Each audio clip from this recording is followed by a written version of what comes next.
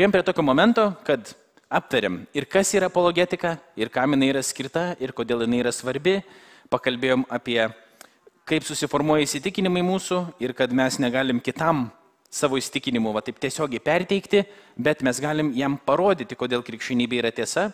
Kalbėjom apie argumentus Dievo buvimui ir kaip juos pateikinėti. Kalbėjom apie argumentus krikščioniškai pasaulėžiūrai, šiek tiek apie kitas pasaulėžiūras ir apie tai, į kokius klausimus jos turi atsakyti. O dabar pasikalbėkim truputį apie prieštaravimus konkrečiai. Kai kurios prieštaravimus aš kėliau, bet dabar aš noriu, kad jūs iškeltumėt po vieną ir mes kiekvienam galbūt paskirsim ten po kelias minutės truputį aptarti. Ne? Ir po to jau paskutiniai dalykai, po paskutinės pertraukėlės, kalbėsimės, o kaip tiksliai mes esam kviečiami šventojo rašto taikyti apologetiką savo gyvenimuose, apie tokią praktinę dalį, ne? Kad tai neliktų viskas tik čia. Tai kokių jūs esate sulaukę prieštaravimų krikščionybei, kai pradėdavot galbūt dalintis apie tikėjimą, arba žmonės sužino, kad jūs tikite, kokių prieštaravimų esat gavę. Jo, tai vienas jau kažkiek kalbėjome apie šitą dalyką, ką tik, kad nemažai žmonių gali priimti, kad jo, Dievas yra, viskas yra gerai, bet aš negaliu tikėti Jėzumi. Ne? Negaliu priimti, kad jis yra Dievas. Toks buvo teiginys. Dabar toliau vėl klausim kito klausimo. O kodėl tas žmogus, mes kadangi to žmogaus dabar neturim, tai mes bandom už tą žmogų kažkaip kalbėti, žaisti advokatą tokį, ne to žmogaus. O kodėl tada tas žmogus negali priimti, kad Jėzus yra Dievas ir kad jo reikėtų tikėti? Kodėl? Kokios galėtų būti priežastys? Galbūt yra sakę, galbūt jums šauna į galvą. Gerai, man to nereikia, aš dar noriu pagyventi, galėsim prie to grįžti. Kas dar? Pakeitė į tikėjimą. Yra, kad čia jau viduje krikščionybės yra tokie, kad, sakykime, iš vienos denominacijos pereina į kitą ir sako, tu pakeitė į tikėjimą ir nebetiki Jėzumi, ne? Yra toks dar irgi momentas, bet čia yra, čia jau yra šiek tiek kitoks momentas, dėl to, kad čia yra apologetika, jau vadinkim taip, tokia tarp denominacinė, tarp konfesijų skirtinga, kuri egzistuoja, bet apie ką mes dabar daugiausiai kalbam ir prie ko aš noriu grįžti, nes gerai, viską, ką sakot, yra tie dalykai, ginčai tarp konfesiniai. Bet mes čia kalbam prie žmogų, kuris iš vis, sakykime, jis yra net nekrikščionis ir net arti to nėra ir mes su juo kalbamės ir bandom suprasti, kodėl jam yra sunku patikėti Jėzumi. Neįsigilinęs, paviršutiniškas mąstymas, galbūt dėl to netiki. Kas dar ten sakė, kolega? Dezinformacija, bijo kažkur įklimti. Gerai, turim kelis dalykus, dabar pradedam panagrinėti. Ne? Romaldas, ne vardas? Buvo, teisingai. Romaldas sakė, kad, ką man to reikia, aš noriu dar pagyventi. Trumpai aptariam šitą teiginį. Kartais žmonės, man irgi taip yra sakę, sako, jaunuolis, irgi per tą patį mano apologetikos pristatymą Vilniaus universiteto didžiajam kieme, kai buvo tos dvi merginos, pačioj pradžioje pasakojau, kurios sakė, kokia gyvenimo prasmė. Tai ir toks vyrukas prie manęs buvo prieėjęs, mes kalbėjom apie tikėjimą ir jis sako, aš dabar dar netikiu, bet po to kažkaip prieš mirtį pagalvosiu. Sako, man dabar dar nereikia, bet vėliau kažkada aš pagalvosiu. Tai čia susiję yra su to, ką Romaldas sako. O ką man to reikia, aš noriu dar pagyventi. Kodėl dabar žmogus taip gali, kodėl iš vis žmogui gali kilti tokia mintis, kad, man tikėjimo dabar nereikia, aš noriu dar pagyventi. Kur čia yra problema? Ką tas žmogus galvoja apie tikėjimą? Kažką bijo prarasti, ne? Vienas dalykas. Tas žmogus kažką bijo prarasti. Ką galėtų jis bijot prarasti? Jo gyvenimo malonumus jis bijo prarasti, jis galvo, tas klausimas kyla iš kur, ta prasme, jis nėra iš niekur atėjęs. Klausimas kyla iš kur, krikščionybė ir tikėjimas žudo mano norus. Ta prasme, aš turiu norų kažkokių, aš noriu pagyventi, bet dabar jeigu tikėsiu, man reikės į tą daryti, į to nedaryti ir aš visiškai nenoriu. Aš noriu gyventi laisvai, aš nenoriu dabar čia visokių taisyklių rinkinyje gyventi. Ne? Dabar, ar tai yra teisinga samprata krikščionybės?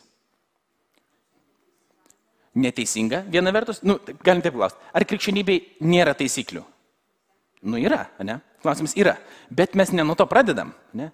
Taisyklės yra absoliučiai visur. Tas pats žmogus turi savo gyvenime tam tikras taisyklės, kaip jis gyvena. Visi turi žmonės taisyklės, čia ne tame problema, ne? Tos taisyklės tik žmogui nepatinka, bet mes ne nuo to pradedam. Kai mes kviečiam žmogų patikėti Kristumi, tai mes nesakom, žiūrėk, štai yra sąrašas dabar dalykų, kuriuos tu darysi, ir štai yra sąrašas dalykų, kurių dabar tu nedarysi. Ir tada tu būsi krikščionis, jeigu tuos pildysi. Ne visai taip yra. Yra dalykų, kuriuos mes turim daryti ir kurių mes negalim daryti, kaip krikščionis. Yra. Bet ne nuo to mes pradedam. Mes pradedam visai nuo kitko. Ne? Klausimas yra ne ką aš turiu daryti, o ko aš turiu nedaryti, o kuo aš turiu tapti. Ne ką aš turiu daryti ir ko aš turiu nedaryti, bet kuo aš turiu tapti ir tie dalykai susistatys į savo vietas. Ne? Dabar kuo krikščionis yra kviečiamas tapti? Kuo žmogus yra kviečiamas tapti, kai jisai yra kviečiamas tikėti Jėzumi? Naujų kūrinių. Naujų kūrinių, taip. Čia yra tam tikros savybės, kurios jis turi pasižymėti. Ne? Nuolankus, mylėti kitus, turi tapti naujų kūrinių, kas irgi niekam nieko nesako, tas naujas kūrinys. Ne? Tas žmogus yra kviečiamas atrasti kažką naujo, atsikratyti savo nuodėmių. Viskas yra gerai, visi tie dalykai yra tvarkingi, teisingi, bet iš principo, kaip? Dievo vaikų, taip. Tapatybė. Mes einam, kalba dabar ne apie mūsų kažkokius dalykus, kuriais mes turim pasižymėti, bet kalbam apie tapatybę, savo tapatybę. Kas aš toks esu iš esmės, ne? Jeigu mes pasakysim, naujas kūrinys iš principo yra teisingi, bet tai nieko nesako kitam žmogui. Ką reiškia būti Dievo vaiku, irgi tai nieko nesako kitam žmogui, ne? Niekas nesupranta šitų dalykų.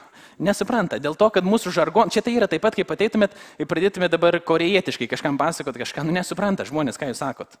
Dėl to, kad jie ne šitos terpės yra, nors kurie nėra buvę bažnyčiai gyvenime, jie nežino šitų žodžių, jie nežino, jūs galite pasakoti, ta prasme, ten būk Dievo vaikų, ten tapk naujų kūrinių, tave Jėzus Kristus kraujas nuplovė. Neduok Dieve, kokio tu kraujų mane dabar klausia, aš nenoriu būti plaunamas jokiais kraujais.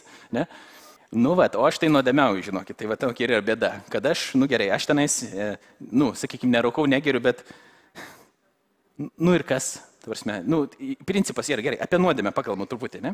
Gerai, reikalas yra koks.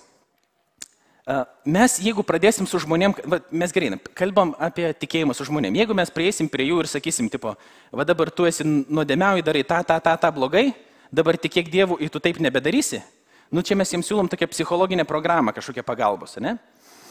Ir tie dalykai tvarkysis, ne kažkokie, ir mumis jie tvarkosi, bet mes prieinam šiek tiek kitaip. Mes ateinam į tą momentą, sakom, ne, palauk, kuo tu turi tapti, ne? Ar yra kažkuo, ko žmogus turėtų tapti?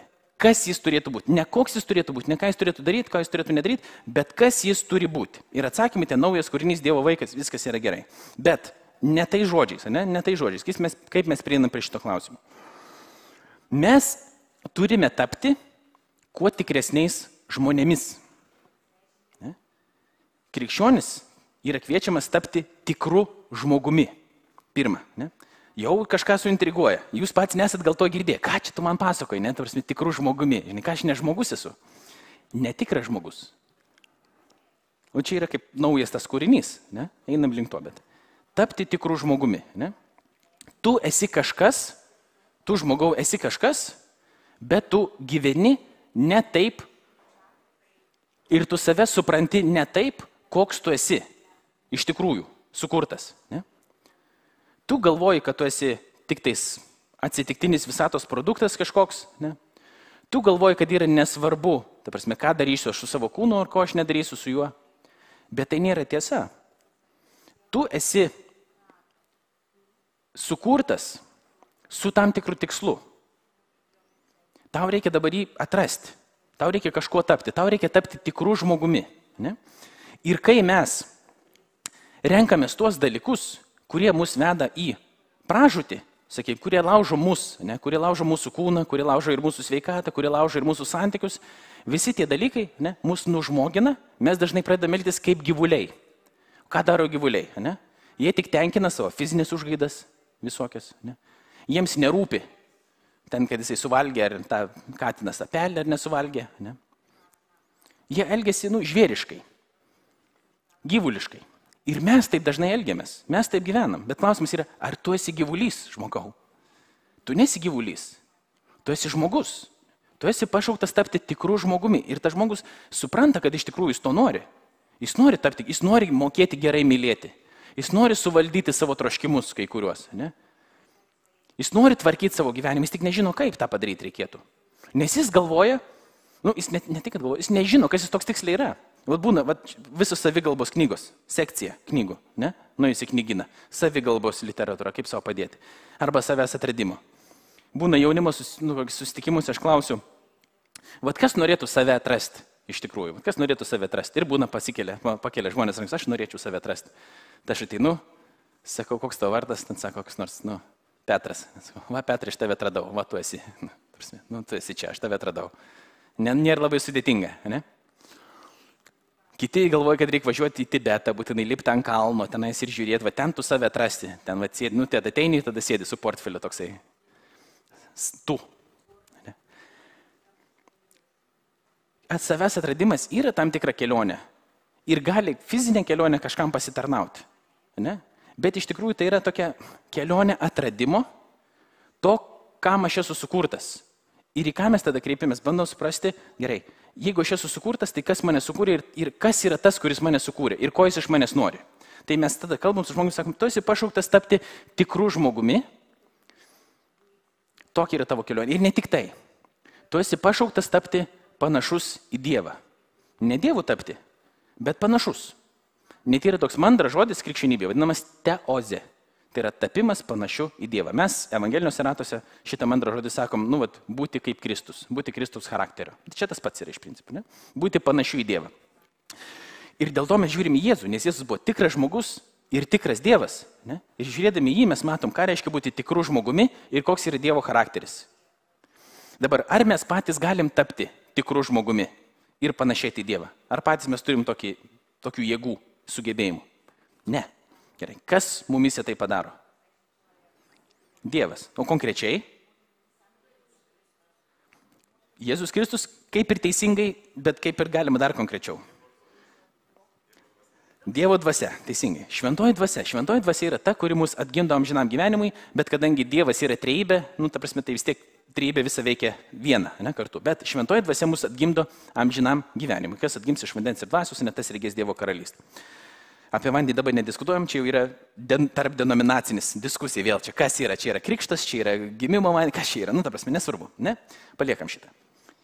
Atgimti iš dvasios. Mes to patys negalim padaryti, bet Dievas kažką mumyse padaro, ne? Jis mus į savo šeimą įsūnija ir įdukrina. Mes taip tampame Dievo vaikais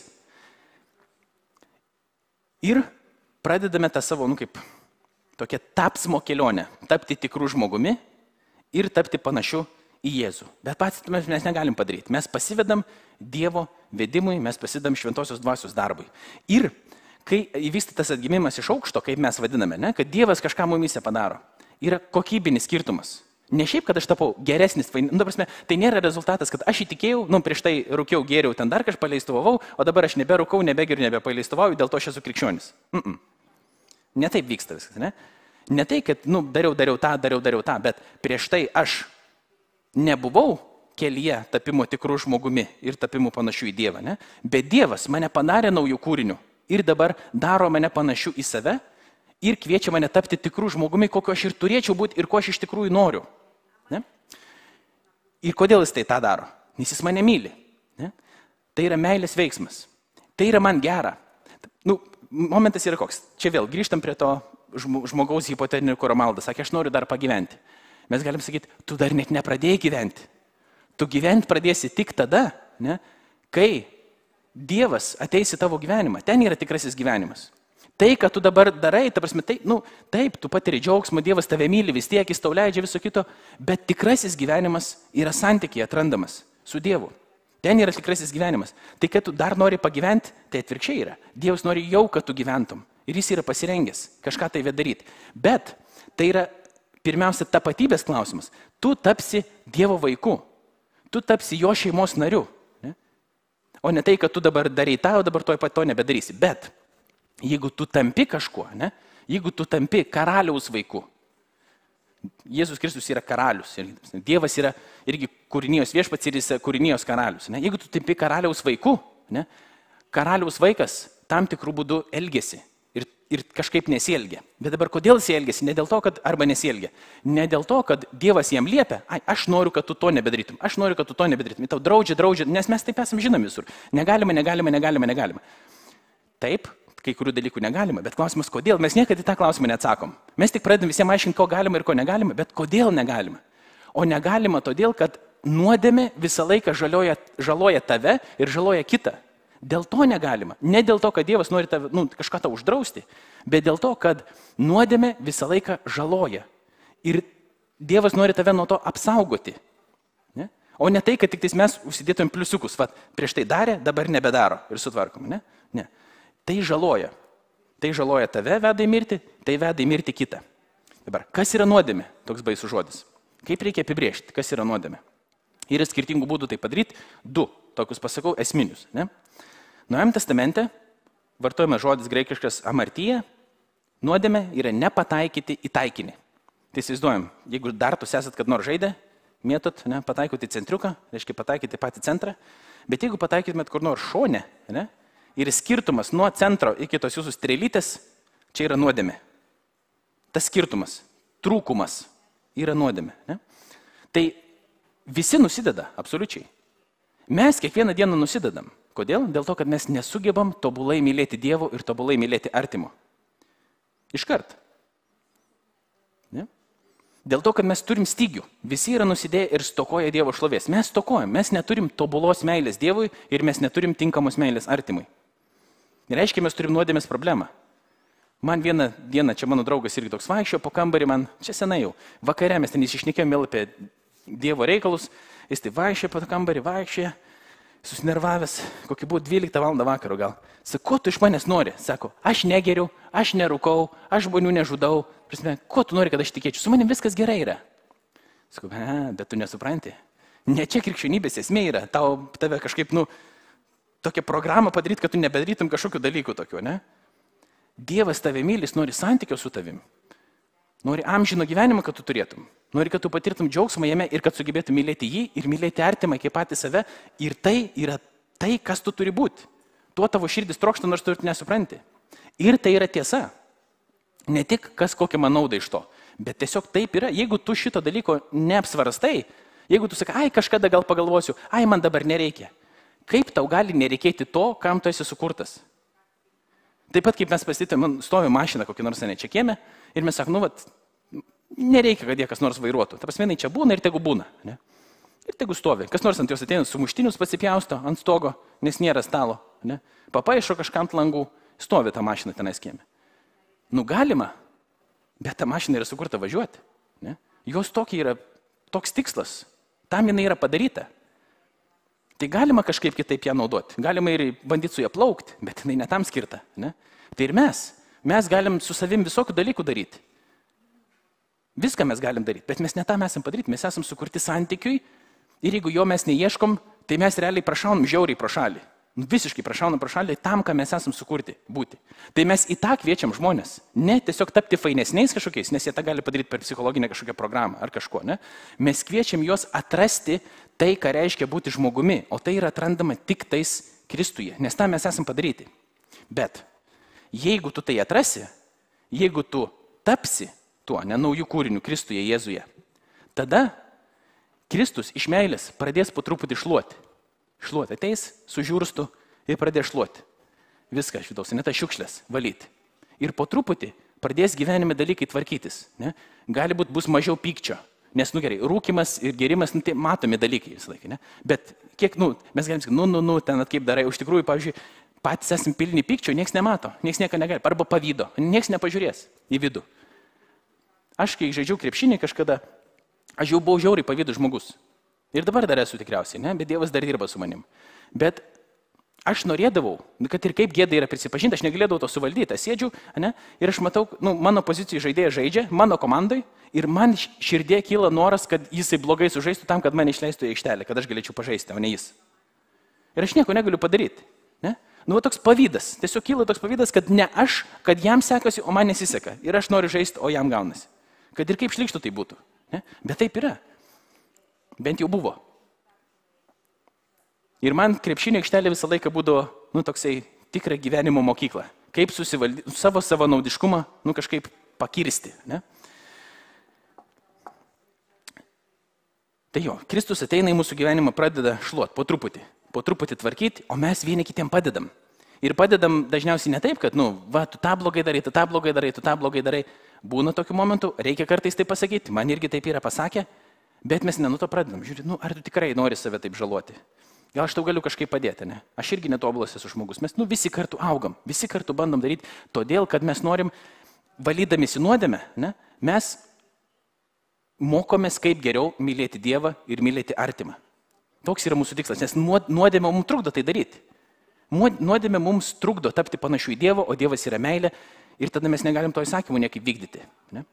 Kartais, šventoji dvasia, aišku, mumis veikia ir padeda tos dalykus padaryti, bet ką aš noriu pasakyti, ne? Kai mes atsakinėjame tą klausimą, kad žmogui, man nereikia, aš dar noriu pagyventi, o kam? Sakom, nes čia yra gyvenimo esmė. Tam. Nes tu tam esi sukurtas ir jeigu tu šito tu negauni, tai tu realiai žiauriai prašauni pro šalį. Tu visiškai ne tam savo gyvenimą naudoji. Ir Dievas tave myli. Ir dėl to, ir kadangi Dievas tave myli, ir Dievas tau trokšta geriausio, dėl to ir yra kažkokie nurodymai, kokius mes turim. Dabar aš turiu mažą mergytę, ne? Kūdikį. Dabar man reikia ją kažkaip auginti. Dar jinai ten mažai supranta dalykų, aš neaiškinsiu, kas yra gerai ir blogai. Ne? Dabar mes negalim dar taip komunikuoti. Bet būtent jai daugiau augant, man reikės duoti jai kažkokias taisyklės. Galima imti, pavyzdžiui, dabar jinai graužia ranką savo. Nelabai jinai supranta, kad, bet taip automatiškai atėjo toks laikas, ir nori valgyti visą laiką ranką. Bet tai yra blogai. Nes ten ir visokių bakterijų yra toj burnoje ir jinai pripras graužtą ranką visą laiką, ne, ir tada jinai nebenorės nebegraužti jos, jei norės tada čiulptuką, dar kažko turėtų, negerai vien žodžiu. Aš turiu visą laiką ištraukti į tą ranką iš burnos, ne? Nes žodžiais aš negaliu aiškinti, jinai dar per mažai yra. Po to bus tam tikrų taisyklių, aš turėsiu sakyti, negalima mėtyti puodukų iš ten indaujos, ant žemės. Negalima. Peilių negalima imti. Ir tada koks nors galėtų ateiti iš šono žmogus ir kas tu per tėvą? Nieko negalima, tau visko negalima, to tu nedaryk, to tu nedaryk, to tu nedaryk. Bet kodėl negalima? Negalima todėl, kad tas vaikas save sužalos. Ne? Dėl to negalima. Iš meilės aš jam sakau, kad negalima, o ne dėl to tiesiog, kad man, aš galiu sakyti, daryk, kad tu ką nori.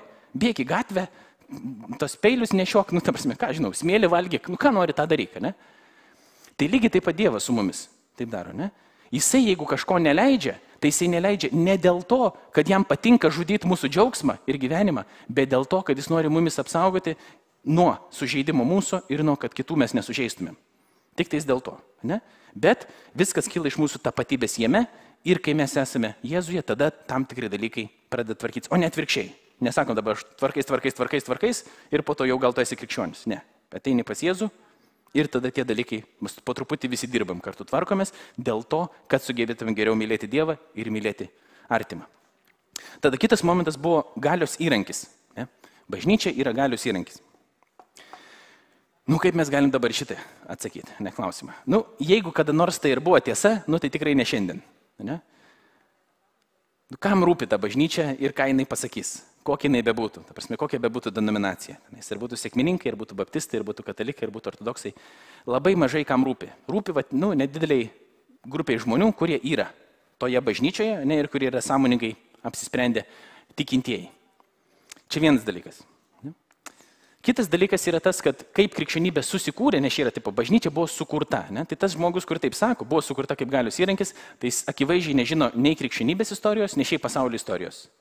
Nes krikščionybė, mes jau kalbėjome apie tai, atsirado kaip žydų atskala, tam tikra, ne, kuri teigia, kad Mesijas yra ne tik mirė už mūsų nuodėmes, bet jis ir prisikėlė, ir kad jis yra pasaulio viešpats, ir dabar visi turi gyventi jo valdžioje. Bet dabar kaip gyventi jo valdžioje, mylėdami ir aukodamėsi vieni dėl kitų.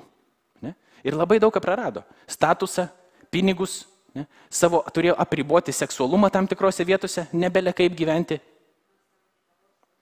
Tai kaip mes galim kalbėti apie kažkokį galios įrankį, kuris prasidėjo kaip persekiojama žydų atskala, žudoma, niekinama pirmus kelius šimtus metų.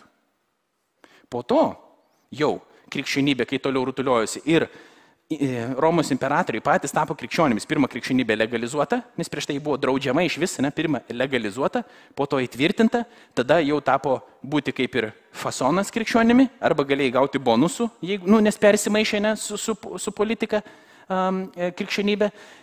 Tai čia ne krikščionybės pačios problema yra, čia yra žmogaus problema, kad žmogus ir iš gero dalyko gali padaryti, ką tik nori. Ne? Tai taip, mes turim tą problemą, supras, kad yra problemų bažnyčioje. Bet čia yra žmogaus problema ir ne tai, kad krikščionybė buvo tam sukurta, nes sukurti tokios istorijos, aš nežinau, kokią tu fantaziją turi sukurti. Tu turi turėti, kad tai sukurtum ir dar praktiškai negautum jokios fizinės materialinės naudos. Tai pirmieji krikščionybės, kurie joks ten neįgalios įrankis, nei jokios naudos pats asmeniškai negavo. Tuo labiau, kad jie žinojo, kas atsitiko su Jėzumi. Ir tai turėjo dar viską meluoti, viską sukurti. Ne? Tai čia yra, kaip sakyti, buvo net padarytas toks komedijos gabaliukas vienu amerikonu, kad tai yra kaip blogiausias bajeris pasaulyje. Labiausiai prieš juos atsisukęs. Naudos praktiškai jokios. Ne? Tai galios įrankis. Ir kitas dalykas, ką mes galim dabar pasakyti, tam žmogui, nesakyti, kad bet aš kviečiu tave pamastyti. Negalia aš tave įtikinėjau. Yra taip galvoja praeitie, bet aš tave negaliai įtikinėjau. Negalios argumentais, kaip kažkas sako, bet argumentų galia. Aš tave kviečiu. Kviečiu pažiūrėti į šitai. Aš tave kviečiu mąstyti. Tai nėra blogai. Aš negaliu tavęs priversti patikėti, bet aš tave kviečiu mąstyti. Bet momentas yra vienas toks, kad galia tai yra, bet ne žmogaus, ir ne žmogiška galia. Bet yra viešpatės galia, kuris yra karalius ir kuris yra viešpats. Ir jeigu tu nori būti krikščionimi, tau teks sulenkti tą savo keliuką ir pripažinti, kad ne tu esi Dievas, bet kad Dievas yra Dievas ir kad tu gyvensi dabar jo valdžioje. Ir va čia padaryti šitą, labai retas, kuris nori. Ne? Ir toks momentas. Žmogus yra garbinanti būtybė. Žmogui negarbinti yra neįmanoma. Jeigu žmogus negarbina Dievo, jis nėra laisvas, nieko negarbinantis. Jis tada tiesiog randa, ką kitą garbinti. Ir tie visi dievai, iš kur juokės dabar, tai čia karo dievą garbino, tai čia sekso dievą garbino, ta prasme, čia tie durniai, romėnai, graikai, ta prasme, tokie pagonys, mes senai tokių dalykų nedarom. Enraitas, toks anglikonų teologas, jis įvedė tokią paskaitą. Dievai, kuriuos mes dabar garbiname, yra lygiai tie patys, jis sako, kokie ir buvo tada romėnų ir graikų laikais. Seksas, pinigai, lygiai tas pats. Jeigu mes negarbinam tikrojo Dievo, tada mes garbinam netikrus dievus, kurie mums gero nenori. Jie nori tik mumis suėsti. Ne? O Dievas mums nori gero. Tai bet klausimas, ar mes būsim laisvi visiškai? Ne? Nes tai yra paradoksas. Be Dievo laisvam būti iš vis yra neįmanoma. Nes tu, kaip Paulius sako, vergauji nuodėmei, esi nuodėmės vergas, šėtono valdžioje, šėtono vergas. Taip žmogui aišku netrodo, bet esi mirties, šėtono ir nuodėmės valdžioje. Bet Dieve tu gali atrasti tikrąją laisvę, bet ta laisvė yra paklusnume. Aš atrodo visiškai nesuvokiam. Kaip tu esi laisvas tada, kai darai, ką nori? Tu esi laisvas, kai atrandi savo tikrą pašaukimą, kuris yra gyventi Dievo valdžioje. O Dievas, dėl ko žmonės bijo šitą, jis galvoja, kad Dievas juos nori, jų nemėgsta. Iš principo taip žmonės galvoja. Jis nori iš jų atimti. Ne? Nori atimti, dėl to aš nenoriu tikėti, nes iš manęs atims tą, o aš norėčiau dar pagyventi. Bet Dievas nori neatimti, jis nori duoti. Bet, Dievas nori duoti, bet tai, ką mes sugalvoja, ko mes norim, tai nebūtinai yra tai, kas yra mums geriausia. Mes daug troškimų turim ir netgi tai yra nesunku patikrinti. Kiek yra, pagalvokite apie savo gyvenimą, kiek yra buvę dalykų, kur jūs žiauriai norėjot, gavot ir pamatėt, kad tai yra mėšlo krūva. Ir kad netaip turėjo būti. Belė kiek dalykų tokių mano gyvenime yra buvę. Esi įsitikinęs, kad tikrai, tik tais, jeigu šitą gaučiau, jeigu tai būtų didžiausia pasaka. Nuostabu. Ir pasirodo, kad visiškai netai buvo. Ne? Ir jeigu man kas nors būtų pasakęs, kad netai bus, aš būčiau paklausęs ir tada būčiau išvengęs. Nebūtum tai nei paklausęs, nei ką. Bet lygiai tą patį mes dabar darome. Mes bandom perspėti žmonės, ne, kam tu save žudysi, kam tu save naikinsi, kam tu kitus naikinsi, ne? Žmogus, ne, tu manęs nespausk, tu nevaržyk manęs kažkaip. Tai ne tik Dieve tu gali atrasti tikrą laisvę, bet ta laisvė yra nusižeminime ir pripažinime Dievo, kad jis yra viešpats.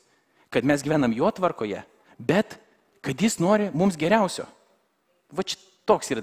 Bet mes žmonės nesuprantam, kad jeigu nori geriausio, reiškia leis man daryti viską. Iš principo mes taip galvojam. Kad jeigu nori geriausio, viskas sakys, tu esi viskas gerai su tavim, su tavim nėra jokių problemų, tu gali daryti, ką nori, betgi ne taip, mes labai lengva tai patikrinti.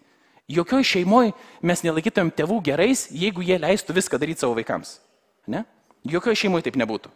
Tai tiesiog tą šeimos modelį perkelti į Dievo šeimos modelį ir tada pasvarstyti. Ne? Dievas yra geras tėvas, kuris nori mums geriausio. Ne? Bet pirmiausia, mes tampam jo vaikais, esam kviečiami tarp tikrai žmonėmis ir panašėti Kristaus atvaizdą, tam, kad galėtum mylėti artimą ir mylėti Dievą, o tada jau mes turim tam tikrų dalykų, ką mums daryti ir ko nedaryti. Mums apsaugoti ir mūsų tam vidiniam žmogui skleistis, vadinkim taip. Ne?